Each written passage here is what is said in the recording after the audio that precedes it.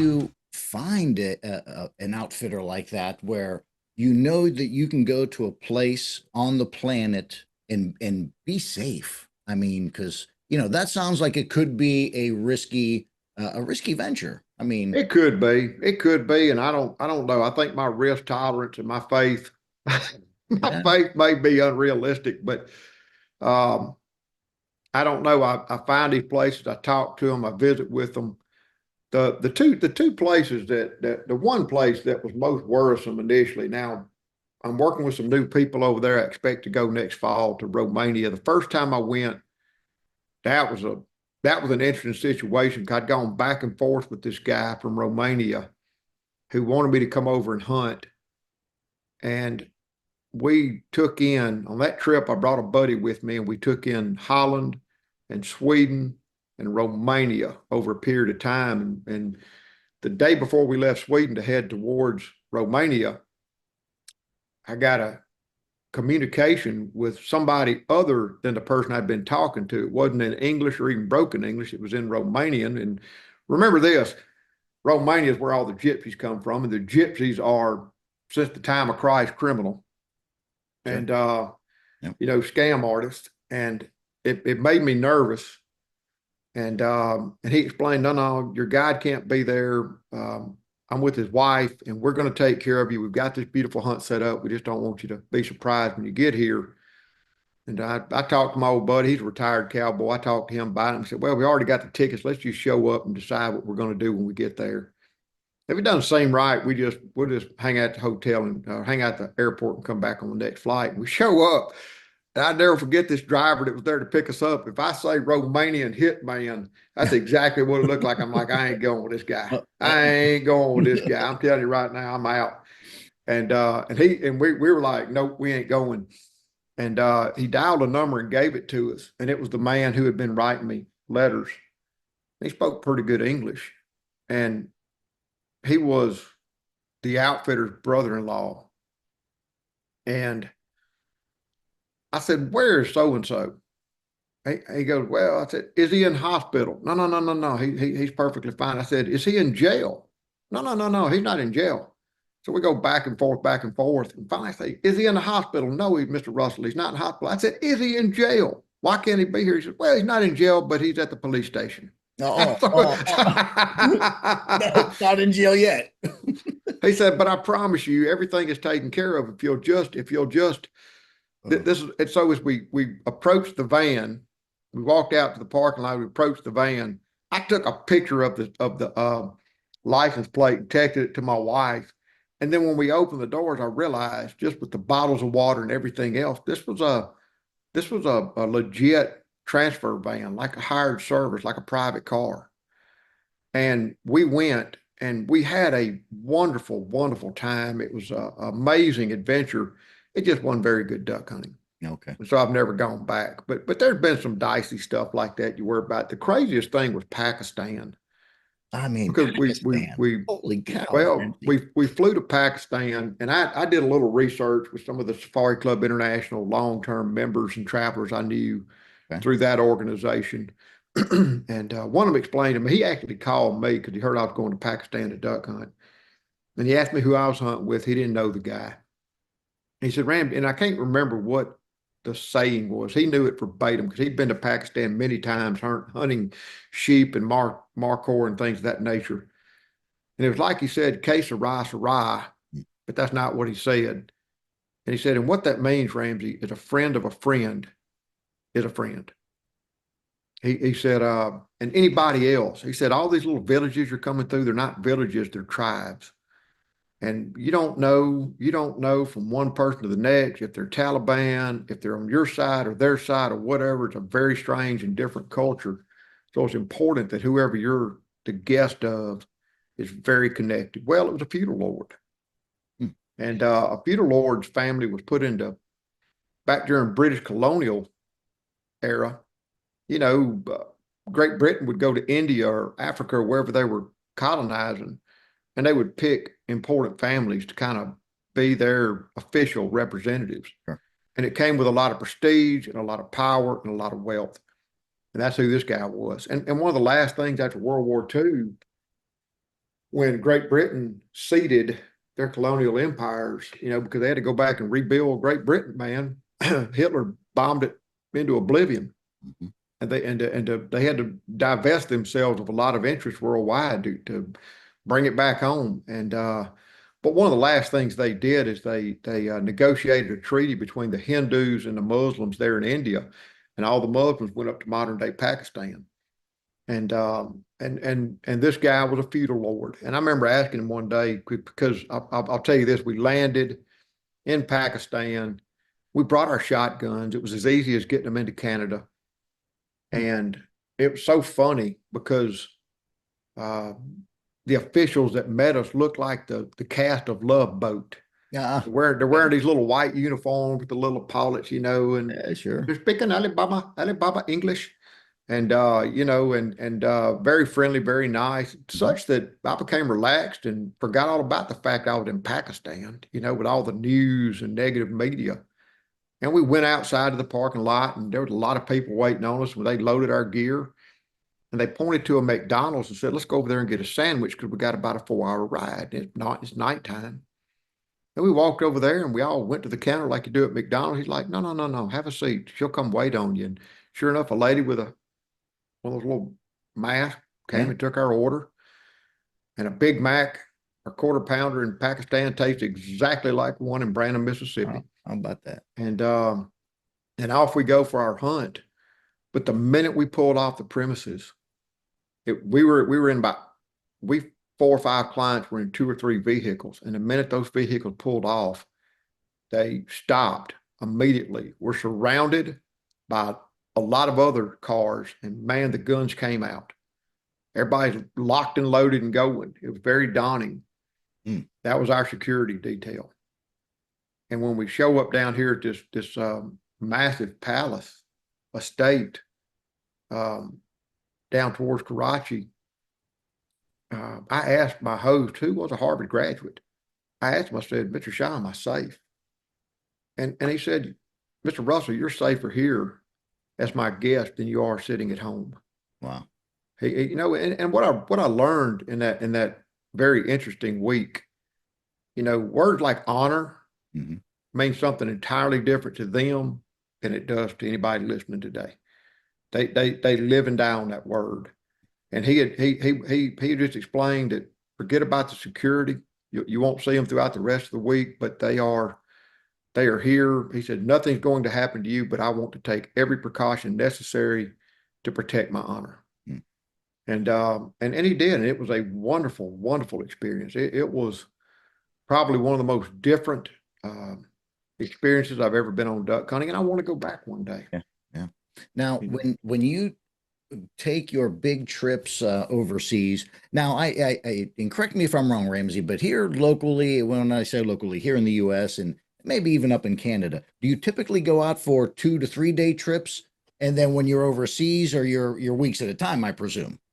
Yeah, most of the hunts that we offer, most of the international trips outside of North America are for 5 or more days. Okay. Because if you're going to fly, if you're going to go to, man, we run a hunt in South Africa.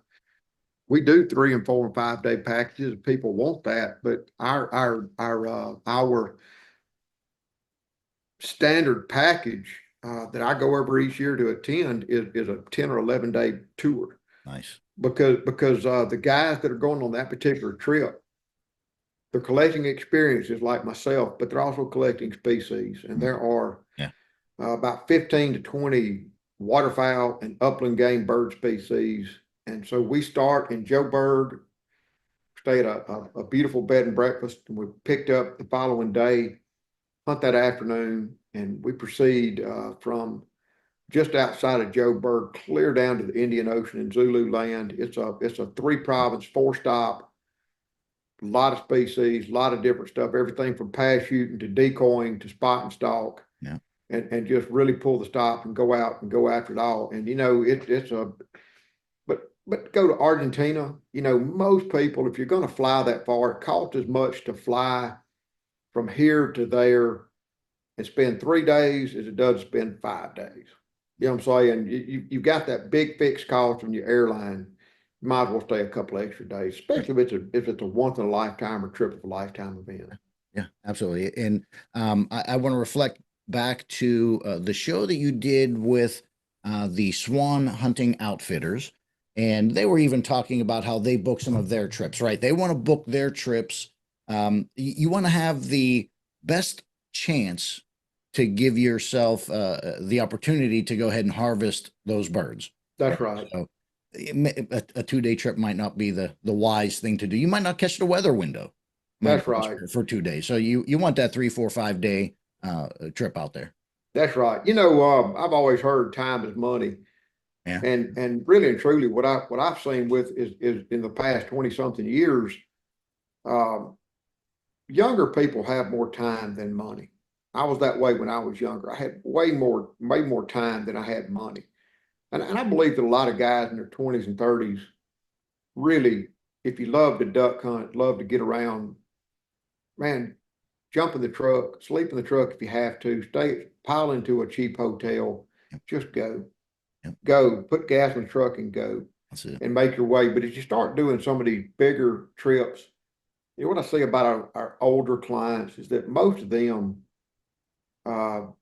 they've passed that threshold. They really, you know, by the time you're an older guy, you know, your kids are out of school, your mortgage is paid for, but you're an old guy. It's a finite amount of sand in the glass before you're going to age out like my grandfather did. You're not going to be hunting. So really and truly, it's like, or you're a busy in the height of your career, professional, where time is of essence. Yeah. You know what I'm saying? We've got well, Mojo Outdoors films a lot of television. They like to go with us, but it's like Terry Dillman explained one time. Man, Ramsey, it cost a lot of money to be here. I've got camera guys and production costs and all this stuff going, and you know, it's just too far to go. He said the next state over is too far to go, you know, to be on the wrong hunt. And that's what they like. Is we can get people in and get people out on a very fluid situation. We're good. We're not God. We can't make planes fly if the wind's blowing too hard or it's iced out. But we sure are available. My wife and I for 22 years have made ourselves personally available at all times before, during, and after a client hunt. I can't make that plane fly through Dallas if Dallas is turned to ice and ain't flying, but we can sure work ahead on you. If there's anything we can do to get this thing back on track, we do. And that's why we're personally available. How many trips do you guys plan a year, Ramsey? Oh, I have for me personally, I have no idea. But you're out to 200 for clients. Oh gosh, thousands of hunts. I mean, we sell out. We nearly sell out 3 or 4 lodges down in Mexico, 4 lodges in Argentina, and then hunts around the world. You know, yeah, we sell out a lot of destinations. Plus, we work. We've got another model that we do because, you know, we're a small family-run business, and years ago when we first started, we did sell hunts to Oklahoma or Canada or wherever in North America. You know, you'd call me and I'd say, I explained to you that this particular hunt, and I'd sell it to you. But you know, with the internet being what the internet is, anybody can find anything on the internet. You know, the downside being anybody can be anything on the internet.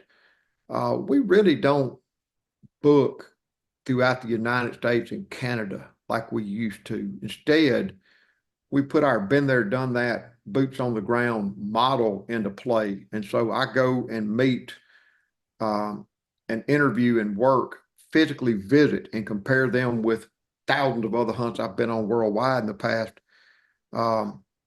20-something years, and you know, compare them, you know, and with a knowledge of talking to duck hunters 365 days a year and being a duck hunter myself, you know, what an American duck hunter expects of a particular experience. And so in the United States and Canada, what we do is if they pass the muster, we put them on what we call our U.S. hunt list. And with their telephone number and their email address, so that clients or people that find them on our website can contact them directly.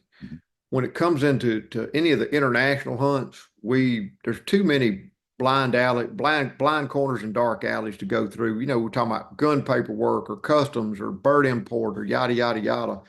We feel better about being hands-on with those guys. And so if somebody wants to go to Argentina, call me. We'll walk you through the whole process, get you there and back. If it comes throughout the United States and Canada, not to say, you know, it's North America. There's no guarantees, but I know this. I guarantee that those guys are going to be what we say they are. They're going to do their best to make a successful hunt while you're there. And that's everybody that ends up, and for our listeners, ushuntlist.com, correct? That's right. That's right. It's a right. part of getducks.com. Yeah. You know, when we started getducks.com, I told you that first incarnation was 3 or 4 pages. And now it's closer to 3,800 pages of content and hunts and details and all kinds of other information. It's just the gift that keeps on growing. You know, it just keeps on and keeps on going. But it's funny what a man can do with 20-something years committing himself to it. I'll tell you what, and you've really crossed. Now, have finally achieved all the species that you were after? I know recently, you kind of checked one off the list, maybe down there in Louisiana, if I'm not mistaken. Well, you know, I had shot that was a fulvous whistling duck. Yes, sir. Yeah. And I had shot lots of them. Oh, okay. Down in South America. And you know, that particular species, fulvous whistlers, exist on 4 continents, which is to say South America, North America, Africa, and India. Never been to India, never going to India. But I've shot them in Africa. I've shot lots of them in South America. They're a marsh bird. Last year down in Mexico, on one particular location we've got, was the first time I had the opportunity to shoot a fulvous whistling duck in North America. Bam, bam, I doubled. And then this year, I go to hunt with a friend of mine. This camp is 92 years old down in Louisiana. Wow. And we go to hunt with him, and I just knew I was going duck hunting, and I'll be dead gum. It's right off the bat, right after legal shooting time, a flock of birds that I recognized immediately as whistling ducks. I could faintly hear them over the wind, and we just started calling to them with mallard calls, and they hooked up and come right in. And bam, bam. You know, I got my right here in the United States my whole life. You know, that bird is not, you know, some people questioned when I said, well, this is one of the most difficult North American species to collect. And it's really not a hard bird to hunt if you're in his area. They respond well to decoys. They will respond well if you know how to whistle for them and do stuff like that. The problem is their habitat niche and distribution are so limited. They're only available to a very relatively few American duck hunters. And if you're a guy in Mississippi or a guy in Wisconsin, I mean, there's so few places you can go to put yourself under them. You know what I'm saying? And the limit's 1 in most parts. It's so few places you can go to put in Florida where it's a good place to hunt for them. The limit's 1. And that's the problem. I mean, I think it's just, to me, it's one of the most difficult species for the average duck hunter in America to get in front of. Right. And that was a big deal. To your point, have I shot all the ducks I'm after? Short of getting to Southeast Asia one day. Yeah. I was 2 goose species away from the World Slam. I never got drawn to shoot the emperor goose, and I tried, and shame on Alaska for only letting 25 non-residents get a crack at them. That's just a travesty. But I wasn't lucky enough to get drawn for them, and now it's closed again. But I need 1 goose species, legal goose species worldwide. It's called a pink-footed goose, and it's a very common goose species in Europe. And I hope to shoot one next week in the UK. Awesome. Yep. And we're going to do it the very traditional way of hunting geese is to hunt them in the UK at night by moonlight. Is that right? And as the forecast stands, it's going to be about a 25 or 30 mile per hour wind and a full moon. So that ought to keep them kind of sort of low. And I hope I can see them well enough. You know, if we're lucky, it'll be some good high clouds that'll be just illuminated, and you can shoot these little shadows when they come in. And I think that'll be a great way to scratch it off. I have shot 135 or 36 subspecies of waterfowl. Wow. You know, it's like there's some species, they got the mallard. Mm-hmm. You know, there's one species of mallard, but then you've got other species like the black-bellied whistling duck comes to mind. We've got a black-bellied whistling duck that we saw down Louisiana. They're coastal species like the fulvus also, but there's also a second subspecies down in South America, and they're slightly different. You know, there's 5 or 6 subspecies of cinnamon teal, and I've shot several of those. There's so I do count the subspecies. There's either splitters or lumpers. I'm a splitter. You give me something else to chase. And along the subspecies line, there's one species of swan I need in the United States. And if I get drawn, there's 1 or 2 places you got to get drawn to hunt them. And if I get drawn, I'll have all the legal swans of the world. Wow. There's a subspecies of speckled-bellied goose that very limited flyaway and distribution. And I think it's going to take 5 days. I'm just going to allow a week in a pit blind to target that bird. Hopefully I'll get him that time. I need 2 subspecies of Canada goose. Okay. Back when I was in college, Canada geese, we all know what a Canada goose is. Mm-hmm. There were supposedly 11 subspecies. Since I was in college, they've divided Canada geese into 2 categories, one being Canada geese, one being cacklers. I've shot all the cackling subspecies, and I need 2 Canada goose subspecies that I'm probably going to get up into British Columbia or probably Alaska to end up with both of those. But, you know, it just gives me something. It gives me a reason to continue chasing and to go into a different area I've not yet been into. Sure. And that's just, you know, one thing I'll say, because it sounds like I'm a nut, but the truth of the matter is, Bob, you know, duck hunting is very, very subjective. You could put 4 men in a blind or 4 men in any lodge I've got or work with and talk to all 4 of them when they get back Monday morning to the office. And this guy's going to talk all about that particular species. This one's going to talk all about the volume. This one's going to talk all about the food. This one's going to talk all about the staff. Yeah. And it's almost like they went on 4 different experiences because the duck hunting experience is so subjective. That's right. You know what I'm saying? We all want a little something different out of it. And for me, I just want, you know, I'm an experience collector, but I'm a place collector. Yeah. And the interesting thing about these species, even though I do want to harvest those species, they're a conduit. They're a stick at the end of a carrot at the end of the stick, leading me down the path to a new area. Mm-hmm. And that's what I get a lot out of, which introduces me to new people and new cultures and new foods and the whole thing. Now, do you get all of those species mounted? No. Okay. No, I do not. I take pictures of it. I document it, but I don't. I started off down that way, and I've got clients that won't go to Australia. Well, I can't bring the birds back to mount. Or they won't go to Argentina. Well, I can't bring the birds back from my game range. Hmm. And I'm so glad. I'm so glad I got over that. I really am so glad that I got over that hurdle. I was the same way at one time. Mm-hmm. And you know what? One time there was a friend with a conversation back in the mid-2000s, right after Katrina. And I know from conversations, this guy was chasing all over North America for not only waterfowl, but for upland game birds like me. Mm-hmm. And I made a comment to him once. I said, man, you must have one heck of a game room. He goes, well, I did. He said, but it's Katrina wiped it off the face of earth. And he explained how he did diligently hunt and collect and mount all of these species.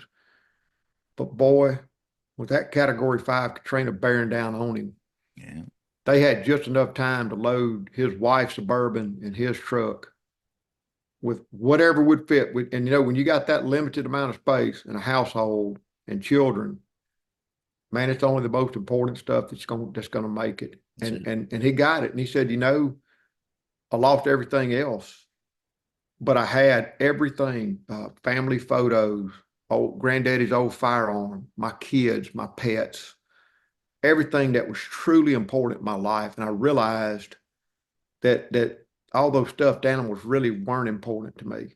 It was the chase. Mm. And boy, that thought really took root inside me. Yeah. And so I have shot some of the species I've shot. I've been at camp and been fortunate enough to harvest them, but a client wanted it. Mm-hmm. Okay, you can have it.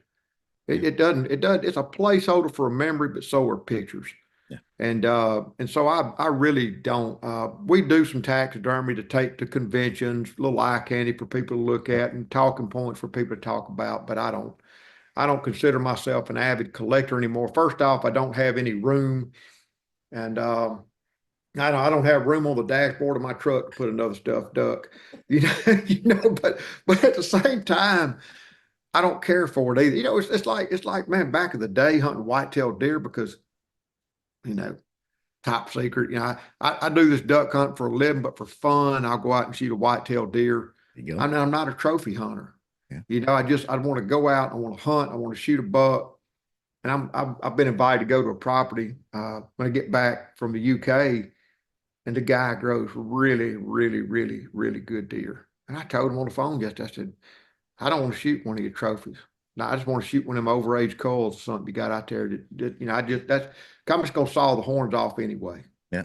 And somebody asked me one time, Bob, well, man, how can you go all the way to these crazy places and shoot these species and not be a trophy hunter?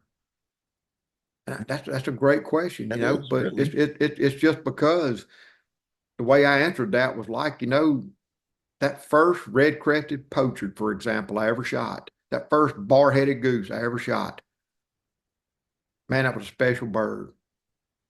But the next 20 or 30 or 40 or 50 were exactly like the first. Yeah. And I don't need that bird. I don't need to just look at that bird sitting there collecting dust on my mantle to be reminded. Yeah. So anyway. Well, you said even earlier, Ramsey, your favorite hunt, right? Favorite the next one. That's it, right? So your favorite bird gonna be the next one in the decoys. Amen. Yeah. It's funny because I love black ducks, man. Y'all might get a few still in South Carolina because y'all the Atlantic flyway, but really you've kind of sort of anymore got to get up to that northeast corner of in Canada and the US to really get into black ducks. And every once in a blue moon, they'll get shot in the deep South when you got a good hard winter, but not often. I can remember the last one I killed, and it was 20-something years ago in the state of Mississippi. Not to say somebody didn't shoot one yesterday. I'm just saying for me personally. And I went and hunted with a friend of mine on Prince Edward Island, and that's their bread and butter duck. I talked to an old timer. He's 80 years old, and he was 30 or 40 when he saw his first mallard on the island and killed it and got excited for it, but he still loved to shoot those black ducks. And we were sitting out there, man, we shot black ducks every day, day one, day two, some mallards, some other stuff, shot a beautiful hybrid, mallard, black duck hybrid. And, but on the last day, man, we had seen so many black ducks and I was so excited. The wind was blowing and the weather was cold and it was spitting snow and it was going to be a great day. All we had to do was wait them out. We're going to kill our limit black ducks.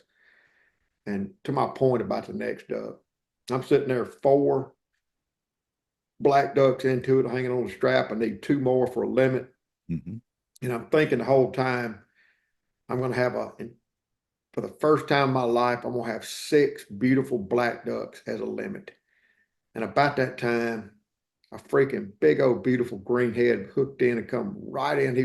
He was flopping. And my buddy didn't even raise his gun because we were shooting black ducks. And he flopped with butterfly and getting closer and getting closer and getting closer. And boom, I shot him. He said, I thought you were going to shoot black ducks only. I said, yeah, he was the next one. I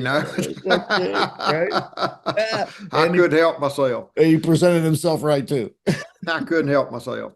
Good for you. Good for you. Now, Ramsey, before I let you go, I want to talk to you a little bit about, we start off about the achievement of getting a duck in all 49 states. Obviously, there's logistical issues with that. We talked about a couple of the states that were your most difficult ones. Tell me a little bit about hunting here in the Carolinas. Tell me a little bit about North Carolina and South Carolina. How is the duck hunting here? And Did you have to make multiple trips to achieve your goal of getting a duck in the Carolinas? No, I didn't. I got real lucky. The very first time I ever hunted in North Carolina, gosh, 20 something years ago, and I got drawn for a swan tag. And it's one of the very few places at the time to shoot swans. And I wanted to shoot a swan. And I went and buddy hunted. And I hunted a blind on Tull's Bay that was grandfathered in. And it took 3 days of waiting it out to pull the trigger, but I did. The following year, I got drawn again and went back with my same buddy off the internet. And we hunted with an outfitter, $150 a day. And I killed a nice one. And then I did get mounted. And I've since been back and duck hunted some of the impoundments up around 𝗪𝗏 and had a great time. South Carolina was very, very interesting. I hunted with a really good friend of mine, Joey D'Amico, who runs a great duck call company, handcraft calls, called Tecton Calls. And but he's also does a little habitat management, things of that nature. And we hunted a plantation. It was a nice, it had some more soil impoundments, but what was so interesting to me was there at the house on the property, they had a collection of buttons and porcelain and just different artifacts they found predating the Revolutionary War, because the Carolinas was some of the first 13 colonies, and I just, God, it was great. And some of the more soil impoundments we hunted had been put into rice production way back in the 1700s.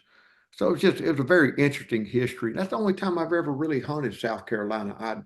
I had talked to some people about going back this year around the second opener, but I ran out of time before I could do it. So one day I'll get back over there. There's a lot of stuff I want to see and do in South Carolina around that East Basin. I'd like to do a deeper dive into it. South Carolina has an amazing history, especially as it pertains to waterfowl. And it goes back to the cultivation of rice. It was in South Carolina that first cultivated rice, and which is in and of itself a great story.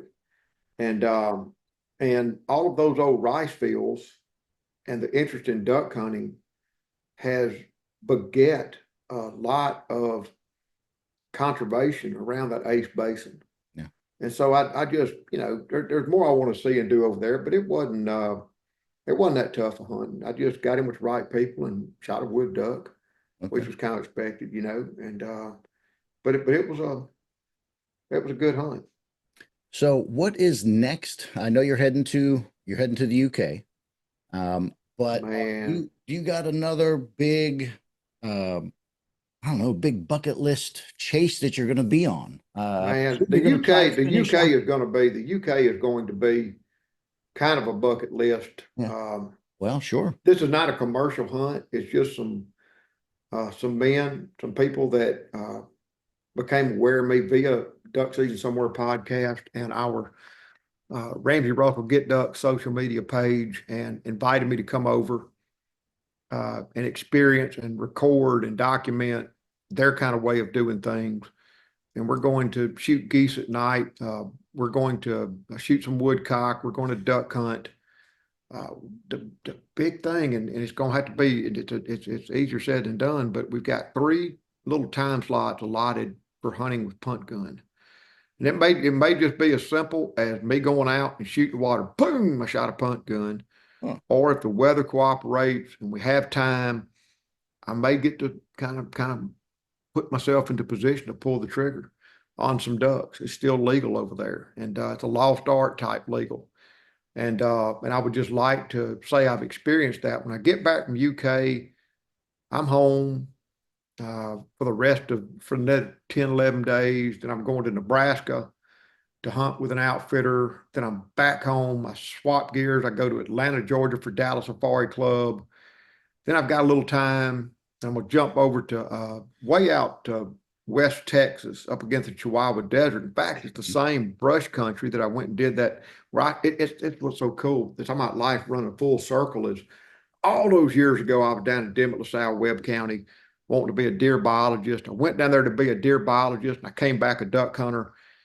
And it's the most unlikely duck hunting place in North America because it's these massive 100,000-acre ranches for trophy white-tailed deer. And my friend Luke Bledsoe has started a waterfowl operation. He's covering 500 square miles on a lot of big properties, and they're going into some of these remote little potholes and tanks, and they're shooting sandhill cranes and speckled bellies and ducks. I'm going back with Mojo to film that hunt. Awesome. Then I'm back to Nashville for Safari Club International, home for a few days, Azerbaijan. Fingers crossed it happens this year. Home for a few days, Mexico for about a month, home for a couple of weeks, Mongolia. Oh, Going to Mongolia. Am not going through China this time. Last time I went through China, I'm thinking, man, hate to go that far and not see the Great Wall of China that was built to keep Genghis Khan out of their backyard. right. And I had a client with me that wanted to go with me. And I tell people this all the time. Everybody wants to do Ramsey stuff till it's time to do real Ramsey shit. There you go. And buddy, I never forget calling that broker over there and saying, hey, could you send me my firearm permit? No, you don't need it. Mary Wang will have it. I said, yeah, but I feel better having it. And he just was like, for some reason, not sending it to me. And finally I said, look, mister, I gotta leave for the airport in about 20 minutes. And if I don't have this on my person, I ain't coming. Mm-hmm. Pop, here, the fax machine cranked up here. Man, it could have been a Chinese carry-out menu for all I could read. Oh, But I made copies, folded it up, put it around my luggage, and off we go. We end up getting detained for about 9 hours in China. oh my gosh. There was a lack of communication between customs and the lady we checked through in customs and walking to the X-ray machine, where you could tell by their body language when they saw those firearms come through the X-ray machine. There's a problem. And then a lot of people started coming out talking China, and everybody's trying to talk over one another. And I looked at my buddy and goes, well, you fix to see some real Ramsey shit here now. Oh no. And we walk into this detention room, and there's 50 of them and 2 of us, and there's 2 places to sit. And it's like these little old 1970 desks, and they put this steel bar across and padlock. And I told them, I said, don't sit down. And man, it was getting loud. And I'm starting to break a sweat just thinking about it. And because this is not good. This is not how it's supposed to go. No. And I keep trying to reach over and get my paperwork. And they're like, wow, breaking into kung fu moves and stuff, getting excited. And finally, one of them who speaks English says, do you have a firearm permit? I go, yeah, I got a firearm permit. And I reached over and got it and showed it to him, and it got quiet. And he got real quiet. They're all looking at it. He goes, do you have a translator? I go, yeah, Mary Wang. I've been telling you, Mary Wang. He said, well, get her in here. Boy, first time I laid eyes on her, she flew into that room and started yelling. They all started yelling. It broke out again. Then it got quiet. Everybody started leaving. She goes, okay. The good news is everything's going to be fine. The bad news is it's going to take a while for it to go all the way up the airport channel and back and all the way up the police channel and back. She says, did the lady at customs check it? I said, yeah, I showed her this. Oh, well, she's either fired or going to jail, 1 for letting you in the country without it, but relax. And so we sat and waited for several hours and finally got out of customs with our firearms, gave them to the police. They checked them. And then we went to Mongolia, and that was crazy. That was a really cool hunt. Did you have to go through that process again, getting to Mongolia, or just that one time? No, they were checked all the way through on the way back. No problemo whatsoever. But what we had done is if we'd left them checked all the way through going to Mongolia, it probably would not have been a problem. But we did. We got on that 72-hour visa program because we wanted to go tour. Gotcha. And one thing I learned about Beijing, going to China for 3 days, I thought I liked Chinese food until I went to China, and I do not. I mean, one of the first things Mary Wang suggested I eat was pork something. And that first bite of that pork tasted like that old-timey stink bait smells. Oh no. Yeah. And it just got to be to where everything she wanted us to try was like that.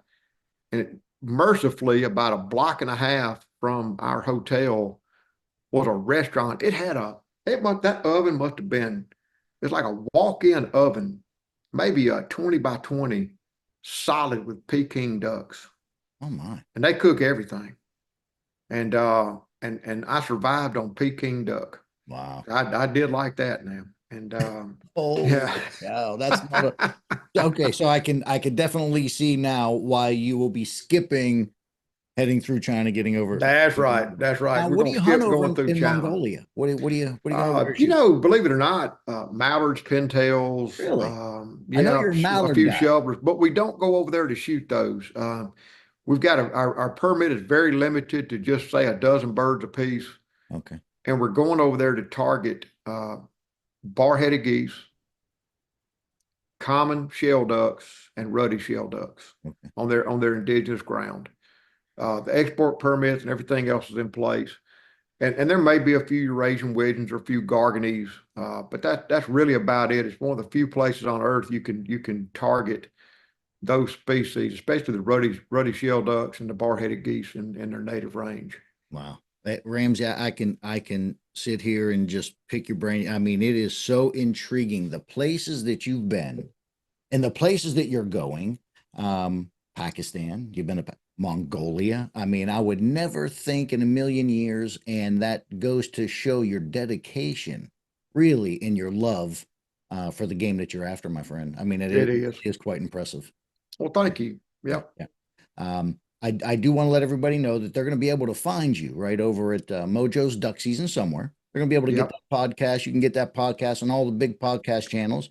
Obviously, you're on the Outdoor Radio Network as well. Yes, sir. That is super cool. So they'll be able to get all that. Definitely find Ramsey. Head on over to getducks.com. You got to do that. And then, of course, the U.S. hunt list for all of our duck hunters here in the U.S. Make sure you get over to do that. But Ramsey, my friend, I really thank you for taking the time, all the time that you've given me here on the show. I certainly look forward to meeting you in person. Hopefully we can get you down here to the Carolinas, and you know, I might not be able to put you onto some duck, but I know I could put you onto some fish and maybe some big old wild boar. Man, I'm into the fish. You had me at fish, especially if you got some speckled trout and redfish. What I tell everybody is go plug into our platforms. Go check out getducks.com, Duck Season Somewhere podcast, Instagram at Ramsey Russell Get Ducks. You can find us, of course, on the Outdoor Radio Network 24/7. But you know, the thing about it is, what I've learned is it's a people business. Life is a people business. You know, and we're easy to find. If you've got any questions about anybody or anything you see anywhere in our platforms, I'm just a phone call or text message or WhatsApp away. That's what makes it so great. I never know who I'm going to talk to day to day. That's it. So by all means, call. Listen, that's how you and I got connected, my friend. That's right. Yeah, Mr. Ramsey Russell, thank you, my friend. Thank you.